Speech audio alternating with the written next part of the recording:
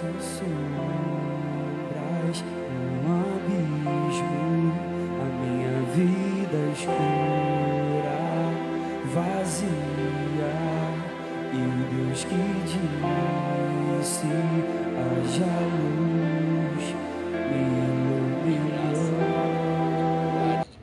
A gente vai ler o texto que está lá em João, capítulo 8, deixa sua Bíblia aberta aí.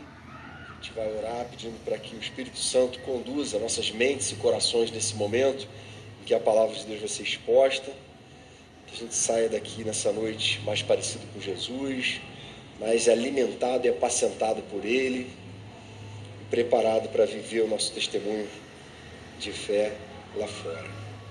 João 8, abriu aí? Procura a partir de agora se aquietar, não se movimentar, a não ser que seja absolutamente necessário.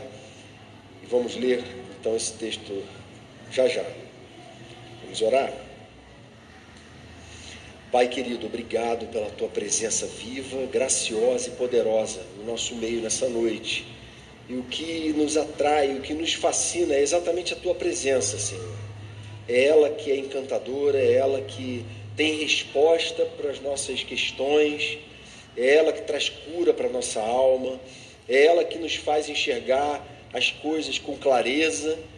É o teu Espírito Santo e a tua palavra que iluminam nossos caminhos, são lâmpada para os nossos pés. E agora te pedimos que o Senhor use essa passagem para falar ao nosso coração, para nos moldar um pouco mais a tua imagem, para resgatar em nós, restaurar em nós a tua imagem, Jesus, para a gente ser capaz de mostrar a beleza do teu evangelho para um mundo, Senhor, que não conhece essa mensagem tão poderosa.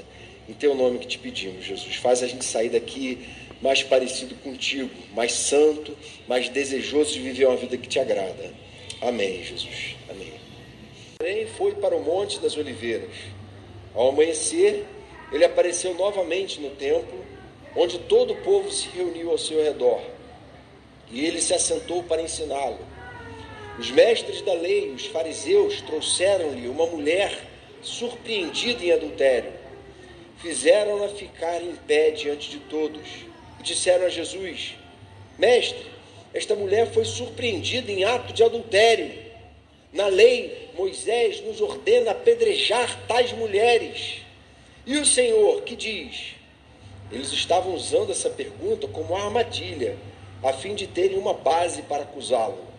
Mas Jesus inclinou-se e começou a escrever no chão com o dedo.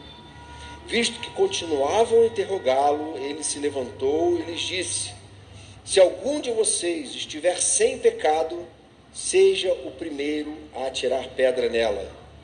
Inclinou-se novamente e continuou escrevendo no chão. Os que ouviram foram saindo, um de cada vez, começando pelos mais velhos. Jesus ficou só, com a mulher em pé diante dele. Então Jesus pôs-se em pé e perguntou-lhe: Mulher, onde estão eles? Ninguém a condenou? Ninguém, Senhor, disse ela. Declarou Jesus: Eu também não a condeno. Agora vá e abandone sua vida de pecado. Falando novamente ao povo, Jesus disse: Eu sou a luz do mundo. Quem me segue nunca andará em trevas, mas terá a luz da vida. Amém? Deus é um Deus que revelou uma lei, sim. Ele revela o seu caráter santo. E ele não apoia esse extremo. No outro extremo estão aqueles que são os legalistas, aqueles que valorizam tanto a lei que acabam criando leis em cima das leis. São os fariseus. E esse é um tema tão importante que a gente vê que o inimigo trabalha tanto, levando algumas pessoas a uma conduta liberal do ponto de vista comportamental, como também outro grupo de pessoas para uma postura muito legalista, que também é uma distorção do Evangelho. Nenhuma dessas posturas representam o Evangelho. O Evangelho traz um equilíbrio e a gente vai, a partir desse texto, ver como é que Jesus tratou esses dois extremos e trouxe a gente para um equilíbrio no ensino dele. João 8, todo ser humano é potencialmente arrogante, soberbo, autocentrado, Deus de si mesmo, potencialmente. Mas quando ele se defronta com a graça de Deus, quando ele se defronta com o Evangelho, que coloca um espelho diante dele, ele passa a se enxergar, aí, gente, a atitude é totalmente outra. Na nossa cultura, muitas vezes a arrogância é até celebrada, não é? Em alguns ambientes corporativos aí, você tem que ser assertivo, você tem que ser o cara que comanda, que faz, que acontece, que todo mundo aplaude. E às vezes, quanto mais arrogante o cara é, mais celebrado ele é, mais seguidores ele tem. Essa é a inversão de valores do mundo, não é? É muito comum isso. Quando a gente vai para o Evangelho, a gente vê que isso não tem cabimento na nossa vida espiritual. O Evangelho leva a gente no caminho exatamente contrário. Ele fala assim: humilhem-se, considerem os outros superiores, esvaziem-se, como Jesus se esvaziou da sua glória. O Evangelho fala assim: o Filho do Homem não tinha onde reclinar a cabeça, chamando a gente a voltar para o caminho, chamando a gente a recomeçar, perdoando a gente, dando para a gente uma palavra de ânimo. Seja paciente na luta dos pecadores miseráveis iguais a você, que estão diante do mesmo Deus misericordioso, diante de quem você também está, porque eles também têm usufruído dessa graça. Jesus teve paciência com os seus discípulos, uma tamanha paciência que mesmo diante de tanta traição, de tanto erro, de terem negado a Ele, de terem sido usados pelo diabo para tentar demover Ele da missão, de tantas mancadas, de tantos motivos para falar, para Jesus se voltar para eles e falar: eu não aguento mais vocês, sumam da minha frente. O que Jesus faz com esses homens? Transforma eles nos apóstolos da igreja dele, dos homens que iam fundar a igreja primitiva. Esses mesmos homens foram alvos da graça e da misericórdia de Deus. É uma coisa para quem sabe que o credor sem compaixão, que devia 60 milhões ali de denários, somos nós. Eu sou esse que tinha uma dívida impagável. A graça recebida é para aqueles que entendem que aquela mulher adúltera diante daquele tribunal somos nós. Eu sou aquela mulher ali, ó, impura, adúltera, pecadora.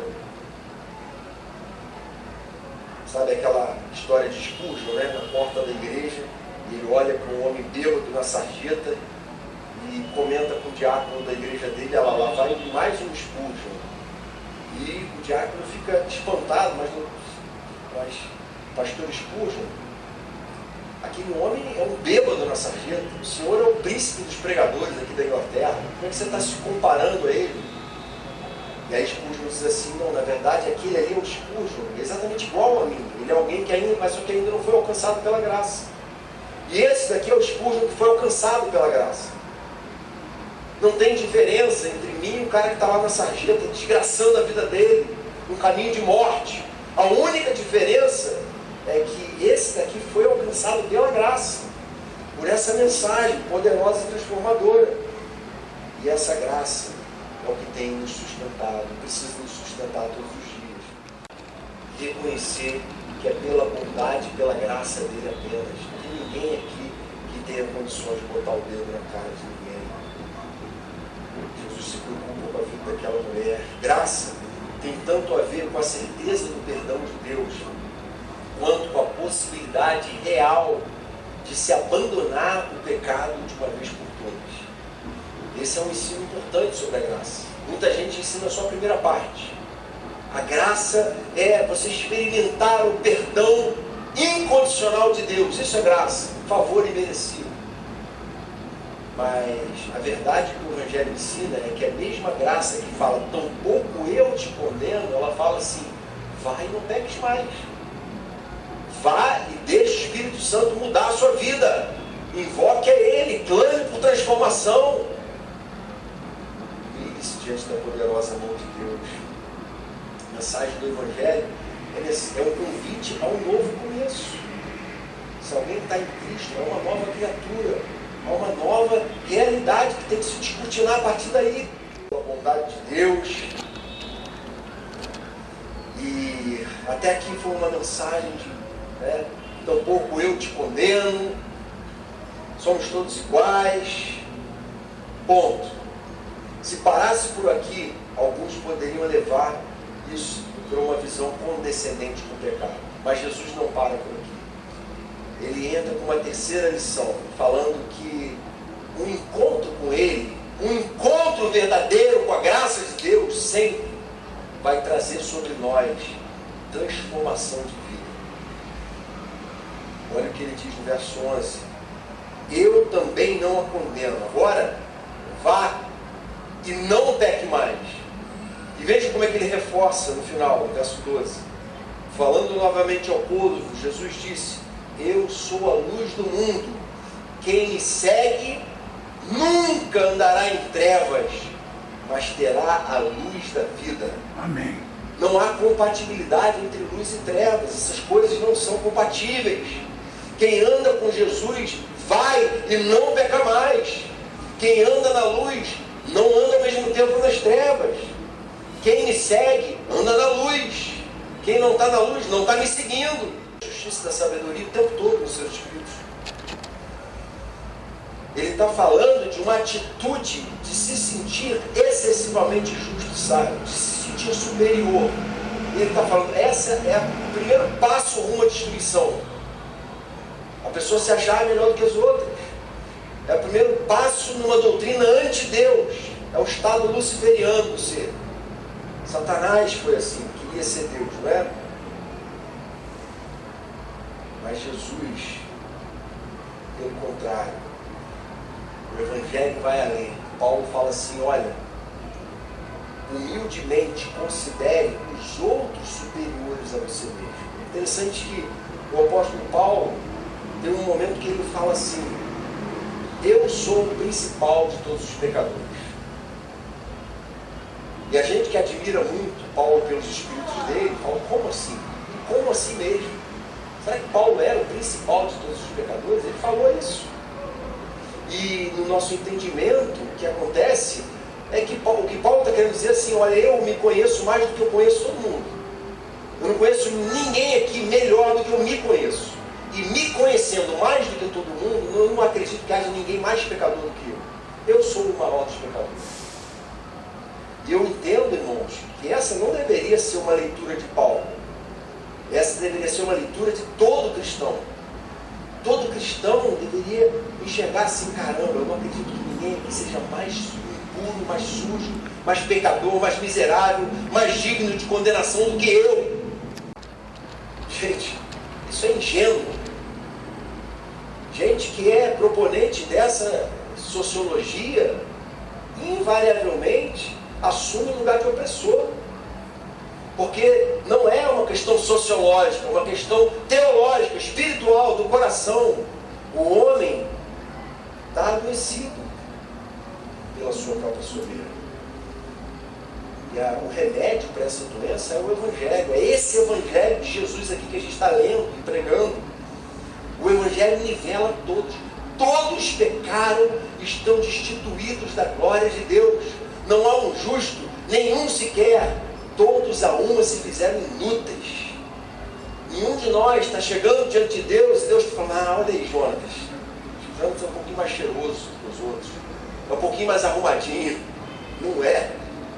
Para Deus o cheiro de pecado está ali, ó. É abominável. Mas Ele é gracioso, Ele é bondoso. Ele não faz acepção de pessoas. E a gente precisa aprender a enxergar as pessoas assim, com essa mesma graça. Jesus manda a gente prestar atenção em relação a essa tendência nossa de exercer um juízo de superioridade em relação aos outros. Ele fala assim, em Mateus 7, não julguem para que vocês não sejam julgados, pois da mesma forma como julgarem, vocês serão julgados. E a medida que usarem, também será usada para medir vocês. Cuidado, Jesus não suporta, né? Ele fala, esse daí não vai ter sido justificado. Mas o publicano, o pecador, o corrupto, que estava quebrantado, batendo no peito e se humilhando, esse alcança a justificação. Essa é a mensagem do Evangelho.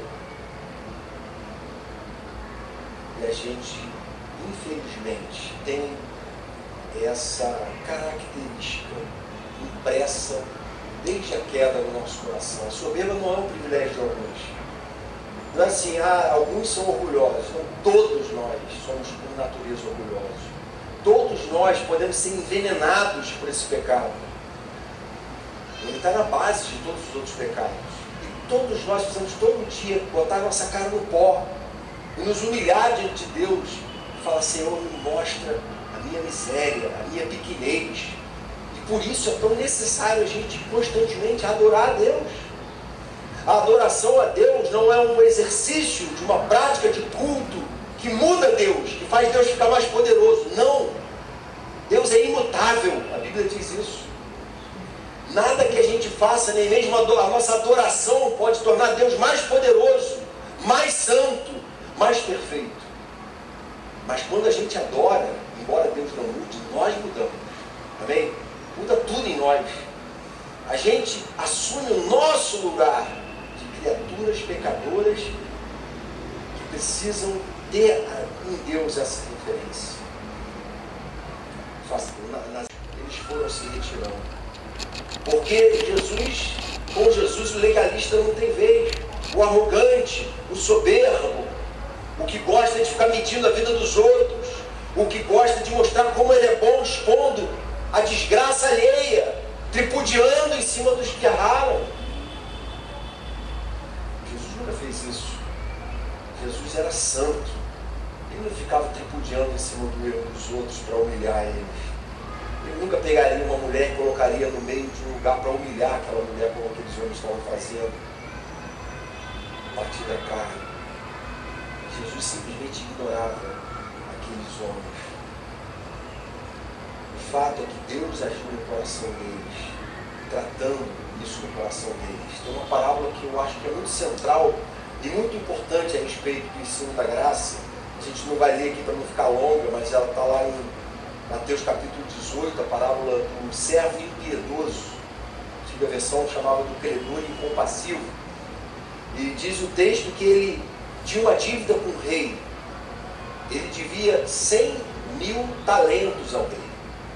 Um talento era o equivalente a 6 mil denários, 6 mil salários de um dia de trabalho. Então, 10 mil talentos era o equivalente a 60 milhões de denários. A gente está falando de 60 milhões de dias de trabalho que ele tinha que pagar aquele rei, segundo a parábola. Ou seja, o que Jesus estava querendo trazer era a seguinte ideia: o cara tinha uma dívida impagável com o rei. E ele suplica ao rei: eu não vou ter condição nunca de pagar essa dívida, por favor, me perdoa essa dívida. E o rei, compassivo, misericordioso, perdoa aquela dívida dele, uma dívida que ele nunca teria condição de pagar. Esse homem que devia 60 milhões de denários somos nós. Somos nós que tínhamos uma dívida impagável com Deus. Mas diz que esse homem saiu dali e encontrou um conservo, alguém que era igual a ele naquela sociedade. E o conservo devia a ele 100 denários. Veja bem, ele devia 60 milhões, foi perdoado. O homem devia a ele 100, só 100. 100 dá para pagar.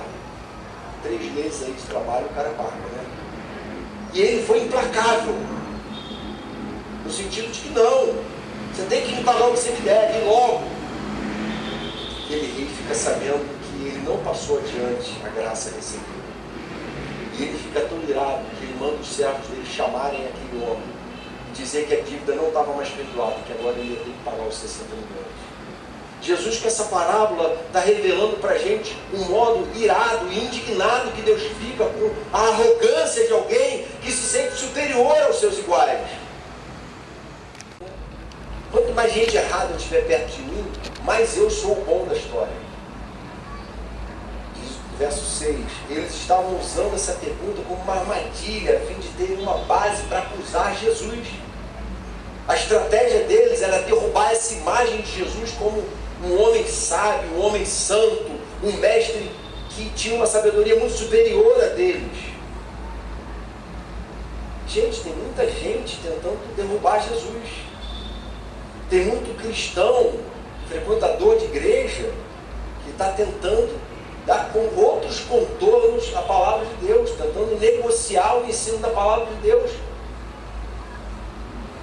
tentando trazer novas reflexões mais arejadas, mais contemporâneas, mais abertas, uma mente mais aberta, se julgando muito modernos, muito espertos, quando na verdade estão desprezando a mensagem da graça e da bondade de Deus, estão desprezando aquilo que Jesus fez na cruz, para bancarem os superiores.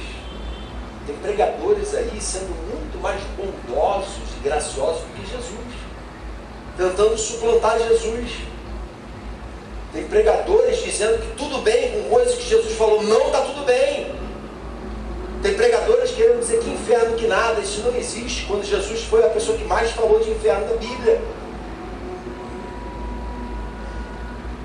Porque querem se mostrar superiores. Gente que quer provar que a sua filosofia de vida, a sua visão de cristianismo é superior. E aqueles homens estavam nessa. Eles queriam mostrar que a forma como eles lidavam com a religião era superior. E Jesus expõe a arrogância deles. Eles tentando pegar Jesus. E Jesus simplesmente, diz o texto, que ele começa a escrever na areia alguma coisa. E aqueles homens veem aquilo e ficam irritados. E diz o texto que eles continuavam a interrogar Jesus. Até o momento que Jesus fala assim, olha, se algum de vocês não tiver pecado, então que atire a primeira pedra. Elas do novo começo que elas estão tendo. E muita gente chega na igreja muito machucada, chega na célula muito ferida, muito sobrecarregada. E muita gente não tem muita paciência para caminhar junto. Mas esse é o desafio do Evangelho. Todos os dias chegam pessoas como essa mulher adúltera, que precisam de suporte, que precisam de orientação, que precisam conhecer esse Deus maravilhoso, precisam ser discipuladas. E o nosso papel é levar a graça adiante, é mostrar para elas o caminho. E a gente está sempre predisposto a agir com misericórdia na vida dessas pessoas. Amém? Senhor querido, obrigado pela tua palavra que é tão maravilhosa, que é tão superior a tudo que a gente tem ouvido nesse mundo, com valores tão mais elevados que nos colocam todos aos teus pés, quebrantados, humilhados. E nós queremos pedir que o Senhor nos ensine a viver esses valores aqui, Senhor. Há pessoas que têm questões a serem tratadas diante da família, pessoas que têm mágoas que não foram tratadas, que precisam liberar perdão, que precisam ser graciosas e não estão conseguindo ser, Senhor. Por isso que o Teu Espírito Santo capacite cada um de nós a passarmos adiante a graça que recebemos do Senhor, a agir com as pessoas, pecadores como nós, com a mesma bondade, graça, paciência e misericórdia que o Senhor agiu com a gente. A gente quer que o mundo olhe para a igreja e se sinta esperançoso e que conheça essa mensagem de esperança que o Teu Evangelho traz. Faz assim com a gente, faz assim com a Tua igreja, produz em nós saúde espiritual, capacita a gente a ser uma igreja saudável, uma igreja acolhedora de verdade, uma igreja, Senhor, pronta a abraçar quem quer que seja, para que as vidas aqui sejam transformadas e impactadas para a glória e louvor do Teu nome, Jesus. Amém.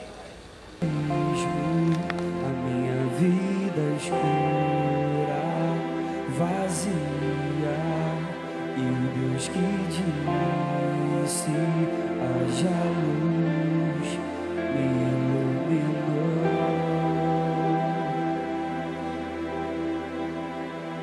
Só dor no horizonte, o dia mais escuro tua vida, na verdade foi a maior prova.